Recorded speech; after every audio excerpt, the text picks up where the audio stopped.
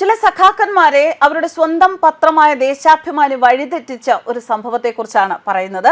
വഴി തെറ്റിച്ചു എന്ന് പറയാനാവില്ല, വഴി മുട്ടി എന്ന് പറയുന്നതാവും കൂടുതൽ ഉചിതം. സംഭവം എന്താണ് എന്ന് പറയാം. രണ്ട് പത്ര കട്ടിങ് പ്രേക്ഷകരെ കാണിക്കാം. ഒന്ന് സഖാക്കന്മാരുടെ പത്രമായ ദേശാഭിമാനി, രണ്ട് മനോരമ. ഈ രണ്ട് പത്രങ്ങളിലും പറയുന്ന വാർത്ത, ഒന്ന് ശബരിമലയിൽ നട തുറക്കുന്നതിനെ കുറിച്ചുള്ള വാർത്തയാണ്. ശബരിമലയിൽ ഇന്ന് നട തുറക്കുമെന്ന് ദേശാഭിമാനി പറഞ്ഞപ്പോൾ കൃത്യമായും നട തുറക്കുന്നത് നാളെയാണ് എന്ന് മനോരമ പറയുന്നു. എന്നാൽ സഖാക്കന്മാരല്ലേ, അവർ ദേശാഭിമാനി അല്ലാതെ വേറൊന്നും വിശ്വസിക്കില്ലല്ലോ.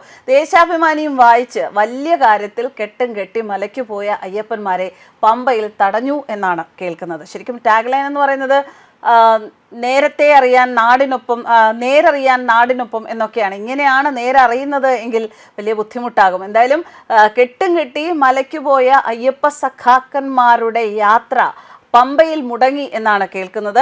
അതുകൊണ്ട് തന്നെ ദേശാഭിമാനിയെ നമ്പണ്ട, ദേശാഭിമാനിയെ വിശ്വസിച്ച് ആരും ഇത്തരം യാത്രകളും പ്ലാൻ ചെയ്യേണ്ട. ഇനിയിപ്പോൾ ഒരു സംശയം, പമ്പയിൽ അവർ എന്താണ് ചെയ്യാൻ പോണത്? പമ്പയിൽ വഴിമുട്ടിയ ആൾക്കാർ ഇനി ഒരു ദിവസം അവിടെ നിന്ന് ശബരിമലയിൽ പോയി അയ്യപ്പനെ കണ്ടിട്ട് മടങ്ങി വരുമോ? എന്തായാലും ഇന്ന് തന്നെ യാത്ര മതി എന്ന് പറഞ്ഞ് പമ്പയിൽ നിന്ന് തിരിച്ചു വരുമോ എന്നാണ് അറിയേണ്ടത്. എന്തായാലും അത് അവരുടെ സൗകര്യം പോലെ ചെയ്യട്ടെ. എന്തൊക്കെയായാലും പറയുന്നത്, കൃത്യത എന്ന് പറയുന്നത് അതിനെ ആർക്കായാലും സംഭവിക്കാവുന്ന തെറ്റുകൾ തന്നെയാണ്. ആർക്ക് വേണമെങ്കിലും ഒരു നാവുപിഴ കൊണ്ടോ അല്ലെങ്കിൽ ഒരു അശ്രദ്ധ കൊണ്ടോ ഒക്കെ തെറ്റുകൾ സംഭവിക്കാം.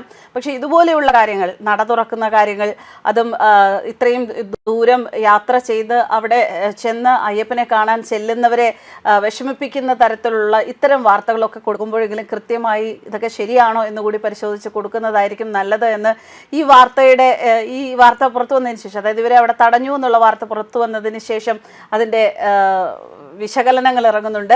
എന്തൊക്കെയായാലും ശരി, ഒരു പത്രത്തെ മാത്രം വിശ്വസിക്കരുത് എന്ന് തന്നെയാണ് ഈ പറയുന്നത്.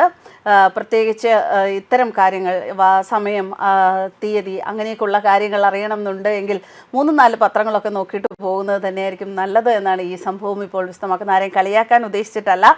ഇങ്ങനെ കേട്ടപ്പോൾ വളരെ രസകരമായി തോന്നി. അതും സഖാക്കന്മാർ മലയിൽ പോയപ്പോൾ, അതൊരു സഖാക്കന്മാർ എന്ന് പറയുമ്പോൾ ദേശാഭിമാനി വായിക്കുന്നത് ഏറെയും സഖാക്കന്മാരായിരിക്കും. സഖാക്കന്മാർ ഇരുന്നിരുന്ന് ശബരിമലയ്ക്ക് പോയത് ഇങ്ങനെ ആയി പോയല്ലോ എന്ന് ഓർത്തപ്പോഴാണ് ഒരു ചെറിയ സങ്കടം. ന്യൂസ് ഡെസ്ക് കർമ്മ ന്യൂസ്.